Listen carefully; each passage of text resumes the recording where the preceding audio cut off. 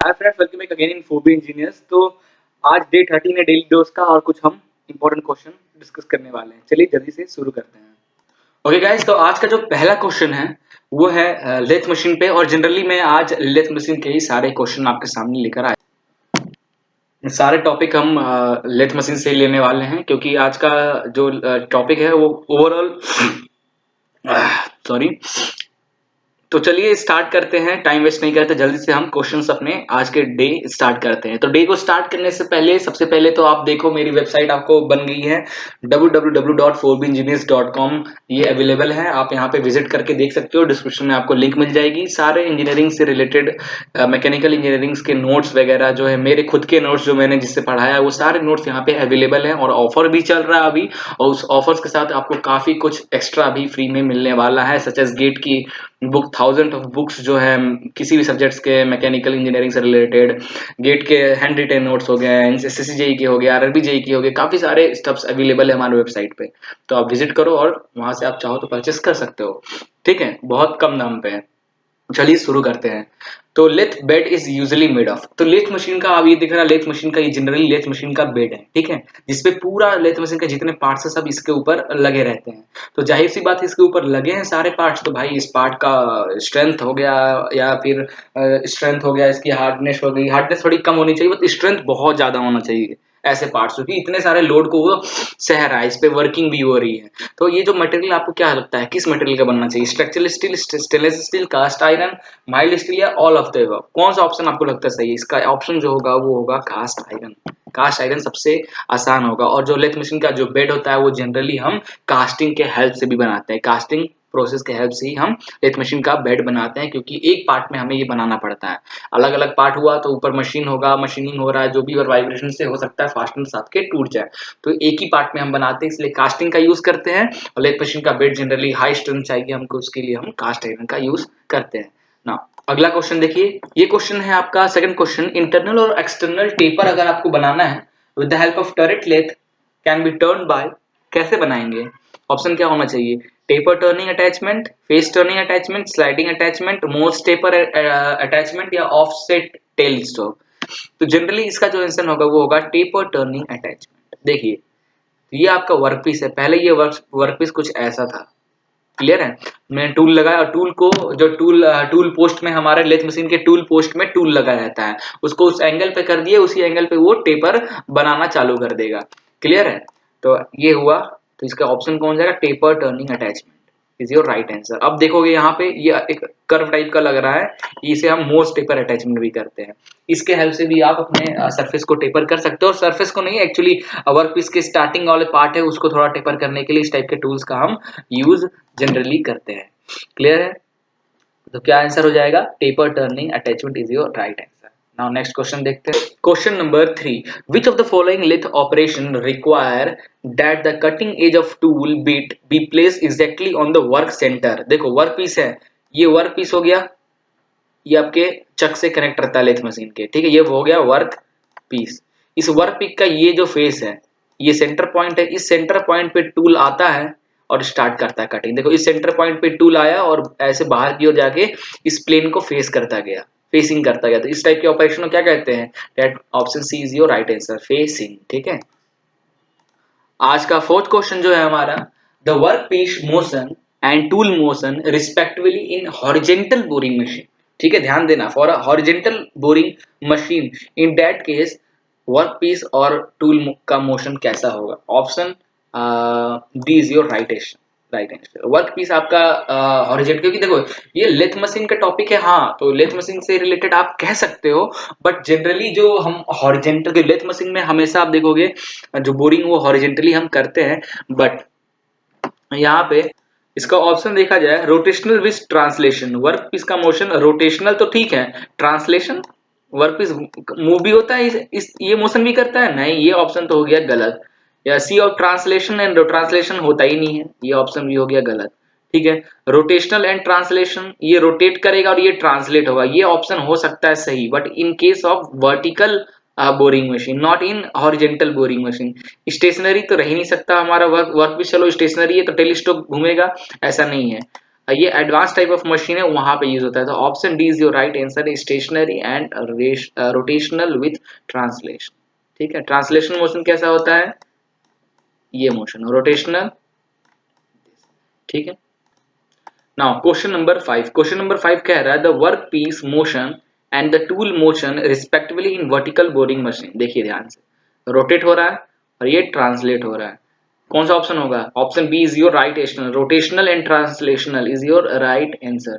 ठीक है, now next question देखते हैं। आप ये फिगर में भी देख सकते हो ध्यान से।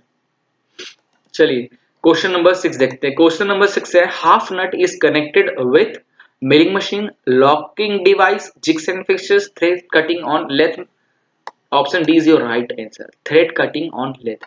तो हाफ नट लेथ मशीन का अगर आप देखोगे साइड में एक लीड स्क्रू लगा रहता है। ठीक है, तो थ्रेड कटिंग का हेल्प करता है, उस पे आप सेट कर दोगे उतने इतने पिच पे, तो उसी पिच पे अपना पूरा सैडल जो है, पूरा क्रॉस हेड जो है उसी पिच पे आपका घूम चलता जाएगा। तो ऑटोमेटिक आपका थ्रेड के दो थ्रेड के बीच में जो स्पेस है वो ऑटोमेटिक बनता जाएगा पर्टिकुलर। अब यही चीज आप मैन्युअली करते हो, तो मैन्युअली करोगे तो क्या हो सकता है, दो थ्रेड का गैप अलग है, अगला दो थ्रेड का गैप अलग है।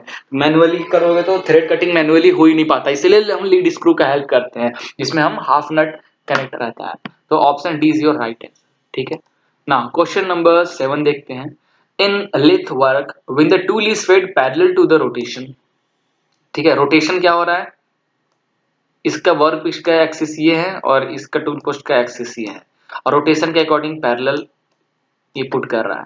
ड्यू टू दिस किस टाइप का आपका वर्क जॉब, किस टाइप का जॉब या वर्क पीस किस टाइप का आपका बनेगा। तो ध्यान से देखो, ये फोटो देख के समझ में आ जाएगा, और ऑप्शन आप मार सकते हो सिलिंड्रिकल सरफेस। ज्यादातर आप लेथ मशीन पे किसी भी वर्क पीस को पैरेलली जब आप टूल को फीड करते हो तो देखोगे कि आपका सरफेस जो है वो सिलिंड्रिकल ही बनता है। क्लियर है। तो लेथ मशीन से रिलेटेड और भी ज्यादा वीडियोस डीप में जानना है तो आप हमारे मैं आई बटन में लिंक कर दूंगा। ठीक है, स्टार्टिंग में भी फ्लैश होगा, यहाँ भी फ्लैश कर दूंगा मैं। आप आई बटन में लिंक वाले टॉपिक पे जानना तो आपको मेरे पूरे लेथ मशीन के टॉपिक डिटेल में मिल जाएंगे। ठीक है, ओके क्वेश्चन नंबर 8, ये बहुत अच्छा क्वेश्चन है, और यहाँ पे आपको देखो पूरे लेथ मशीन के मैक्सिमम पार्ट यहाँ पे दिखा दिया जा रहा है। ठीक है, तो मैक्सिमम पार्ट दिखा दिया है, देखोगे तो आप ये हेड स्टॉक है, ये हमारा टेल स्टॉक है, ये हमारा टेल स्टॉक है, ये लेथ मशीन का पूरा नीचे वाला बेड है, लेथ मशीन का पूरा बेड है। क्लियर है। अब ये देखो ये सैडल है, ये है लीड स्क्रू, ये इसी की बात कर रहा था, ये है लीड स्क्रू। इस लीड स्क्रू पे ये पूरा देखो ये सैडल, ये पूरा कैरेज पे मूव करता रहता है, इस डायरेक्शन में मूव करता रहता है। ठीक है, यहाँ पे टूल लगा रहता है और ये वर्क पीस हो गया। ठीक है, तो the following part of lathe serve as housing for the driving pulley and back gear. Housing of driving pulley and back gear कौन सा पार्ट है, तो हेड स्टॉक के अंदर ये सारे पुलीज गियर बैक गियर सारे चीज हेड स्टॉक के अंदर होते हैं। तो option A is your right answer, और कहीं भी आपको पुली ये सब नहीं मिलेगा, सारे मैकेनिज्म जो है लेथ मशीन के वो हेड स्टॉक में ही है। ठीक है, क्वेश्चन 9 देखिए। A desired speed of dash can be obtained by selecting the suitable change gears having proper number of teeth। क्या आंसर होगा, lead screw. A desired speed of lead screw can be obtained by selecting the suitable changes gear having proper number of teeth। For example, किसी work piece पे आपको thread काटना है, तो lead screw पे अगर कोई कैरेज वर्क कर रहा है, लीड स्क्रू पे काम कर रहा है, इसका मतलब आप पक्का थ्रेड कटिंग कर रहे हो। थ्रेड कटिंग करोगे तो थ्रेड का जो टीथ होंगे वो तो भाई आपको तो इक्वल चाहिए ना डिस्टेंस, थ्रेड जो बनेगा वो आपको इक्वल चाहिए ना, गैप दो थ्रेड के बीच में जो गैप है पिच इसको कहते हैं। तो आप मैनुअली नहीं कर सकते हो, तो आप लीड स्क्रू का हेल्प लोगे ही। तो ये आपका answer A is your right answer. ठीक है, और आज का 10 द फॉलोइंग लास्ट क्वेश्चन है टेक्निकल का। The following is used for holding bored part for machine their outside surface on lathe is called mandrel, dog, driving plate या angle. Option A is your right answer, mandrel. क्यों, क्योंकि आपका जो work piece होता है और जब वो बोर है, मतलब ऐसा कुछ होगा बोर हुआ है अंदर तक वर्क पीस, तो इस पार्ट को होल्ड करने के लिए ताकि आप फर्दर प्रोसेस कर सकें इसके सरफेस पे, वर्क पीस के सरफेस पे और भी काम कर सके, तो आप कैसे क्या करेंगे, तो ये जो पार्ट है ये that is the mandrel of tailstock, mandrel of tailstock, इससे कनेक्ट है स्पिंडल, ये स्पिंडल इसको सपोर्ट कर में रहता है। तो mental is your right, spindle होता तो आप मार सकते थे, बट मेंटल ऑप्शन स्पिंडल नहीं है, mental is your right answer. ठीक है ना, तो आज का 11th क्वेश्चन है ब्लड रिलेशन। ठीक है, तो इससे पहले अब डे 1 से लेके डे 12 तक मैंने आपको सीरीज और कोडिंग एंड डिकोडिंग के क्वेश्चंस को सॉल्व करने का सारा जितना केस होता है सब बता दिया। मैक्सिमम जितने ट्रिक होते हैं सॉल्व करने के वो सब मैंने बता दिया, टाइप्स जितने होते हैं। अब हम आज डे 13 से स्टार्ट करने वाले हैं ब्लड रिलेशन का। क्लियर है? तो ब्लड 11th क्वेश्चन जो है एक्चुअली ये क्वेश्चन नहीं है, मैं सिर्फ आपको एक्सप्लेन कर रहा हूँ क्योंकि ब्लड रिलेशन लोग काफी लोग को दिक्कत होता है समझने में कौन किसका क्या है, कैसे करते हैं। तो कुछ हिंट दूंगा और उसी हिंट पे मैं क्वेश्चन सॉल्व करूंगा बट नेक्स्ट डे से। ठीक है, तो ध्यान से देखना। ये पूरा मैंने ब्लड रिलेशन बना के रखा है, कुछ टर्म्स आपको ध्यान में रखने हैं फिर अपन डिस्कस करते हैं। जो भी मेल होगा इस पूरे ब्लड रिलेशन में, किसी भी मेल की बात की जाएगी, हम उस मेल के नाम के आगे तुरंत उसके ऊपर हम पावर, एज अ पावर होता है ना 2 का पावर 2, तो मेल की पावर में एज अ प्लस लिख देंगे, फीमेल होगा तो हम माइनस लिख देंगे। अगर दो बंदे या दो बंद मतलब एक बंदा या एक बंदी जो है, अगर वो हस्बैंड वाइफ है तो हम इस साइन का यूज करेंगे, दोनों तरफ देखो ऐसा है। ठीक है, सेम जनरेशन बोले तो मैं, मेरा भाई, मेरी बहन, ठीक है, ये सब हमारी सेम जनरेशन में है तो एक ही लाइन में हम इनको बनाएंगे और ये साइन का यूज करेंगे। क्लियर है? सेम जनरेशन वाला। डिफरेंट जनरेशन जैसे कि ये हो गया मैं, ये हो गया मेरे पापा, तो इनके बीच में मैं ये साइन का यूज करूंगा क्योंकि जनरेशन अलग हो गया ना। क्लियर है? तो देखो और एक्सप्लेन करने के लिए, देखो ये मैं हूँ, ये मैं हूँ तो मैं मेल हूँ तो प्लस है, मेरी बहन फीमेल है तो ये माइनस लगा के रखा हूँ। अब मेरे पापा, जनरेशन चेंज हुआ तो मैंने ये साइन का यूज किया। पापा, पापा की मतलब मेरी मम्मी पापा की वाइफ फीमेल है तो माइनस, पापा के आगे प्लस। सारे क्वेश्चन जैसे बनाते जाओगे फिगर तुरंत प्लस माइनस करते जाना, आपको दिक्कत नहीं होगा। इन दोनों पति पत्नी इसलिए ऐसा साइन का मैंने यूज किया। फिर पापा के मतलब मेरे ग्रैंड फादर, पापा के पापा मतलब मेरे ग्रैंड फादर, जनरेशन पापा से चेंज हुआ, अब मेरे से भी जनरेशन चेंज ही है, मैं ये साइन का यूज किया और वो मेल है इसलिए ये साइन किया। ऐसा डायग्राम आपको बना बना कर क्वेश्चन को सॉल्व करना पड़ेगा। कुछ ट्रिक्स भी हैं वो मैं आपको बताऊंगा, बट फिलहाल हम थोड़ा जानते हैं कौन किसका क्या लगता है। देखो ये हो गया मैं, कभी भी ब्लड रिलेशन में क्वेश्चन आएगा तो किसी का भी ना उसको आप समझ लो, एज्यूम कर लो कि वो आप हो, अब फिर क्वेश्चन लगाना चालू करना। देखो ये मैं हूं और ये मेरी वाइफ है। ठीक है, ये मैं हूं और ये मेरी वाइफ है। क्लियर है?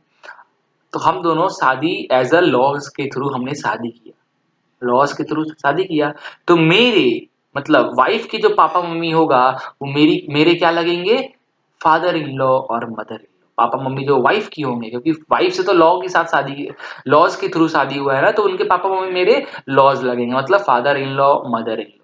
क्लियर है? हमारे जो बच्चे होंगे, हमारे, मेरा मतलब लड़का हो गया, हमारे लड़के हो गए, हमारी लड़की हो गई, लड़की हमारी डॉटर है और लड़का हमारा सन है। तो लड़की का हस्बैंड जो होगा वो, दोनों लॉ के थ्रू जुड़े एक दूसरे से ना, शादी की है तो लॉज हुए तो लॉ होंगे, तो हमारे भी लॉ होंगे, बट डॉटर की हस्बैंड हमारा सन इन लॉ होगा और सन की पत्नी हमारी डॉटर इन लॉ। इतना तो क्लियर हो गया?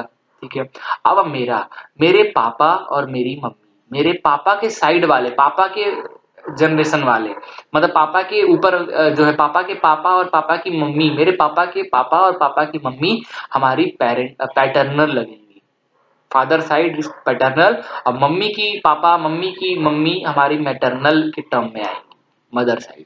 मतलब मेरी मम्मी के पापा मेरे ग्रैंड फादर लगेंगे, मम्मी की मम्मी मेरी ग्रैंड मदर लगेगी। सेम टू सेम, फादर के पापा हमारे ग्रैंड फादर लगेंगे, मेरे फादर की मम्मी मेरी ग्रैंड मदर लगेगी, लेकिन ये पैटर्नल ग्रैंड मदर और पैटर्नल ग्रैंड फादर लगेंगे, और मम्मी के साइड वाले मैटरनल ग्रैंड फादर और मैटरनल ग्रैंड मदर लगेंगे।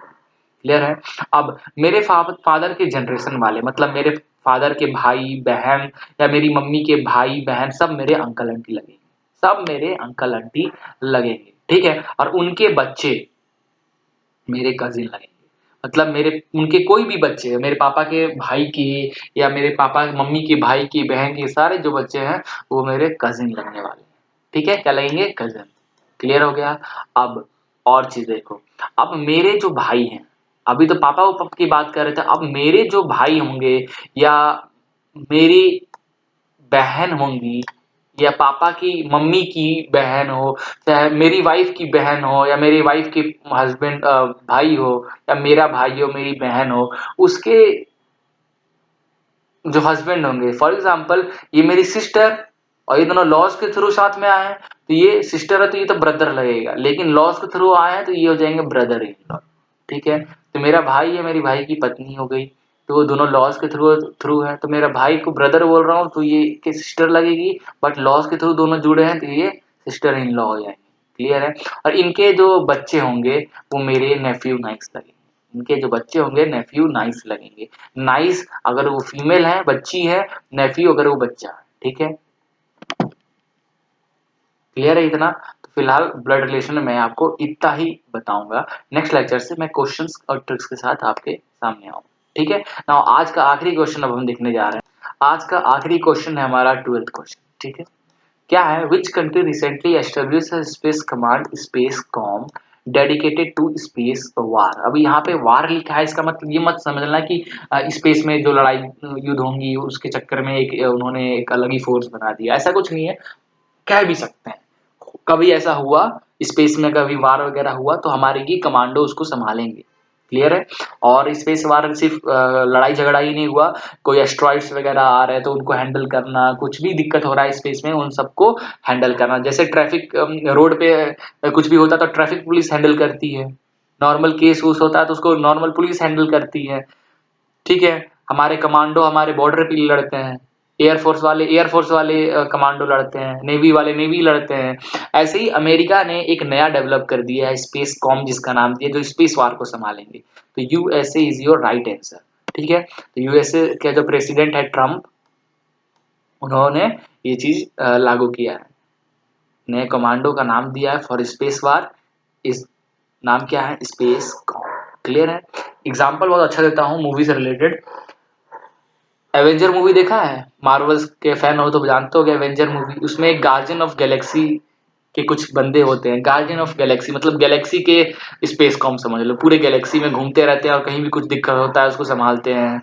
ठीक है, स्पेस कॉम एज ए वही हुआ। या फिर एवेंजर जो बनी थी टीम, वो क्यों बनी थी, जो भी हमारे अर्थ के बाहर जो भी हमारे गुंडे हैं उनको संभालने के लिए, जो भी वार हो उनसे लड़ने के लिए।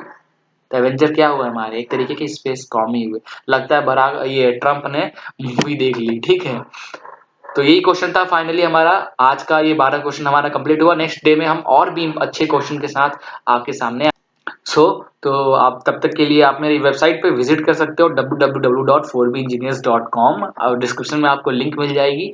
इस वेबसाइट पे इंजीनियरिंग से रिलेटेड, मैकेनिकल इंजीनियरिंग से रिलेटेड सारे नोट्स, जो मैंने नोट्स रेडी किए, जिस नोट्स से मैं पढ़ाता हूँ यूट्यूब पे, वो सारे नोट्स वहाँ पे अवेलेबल है एंड इन पीडीएफ फॉर्मेट।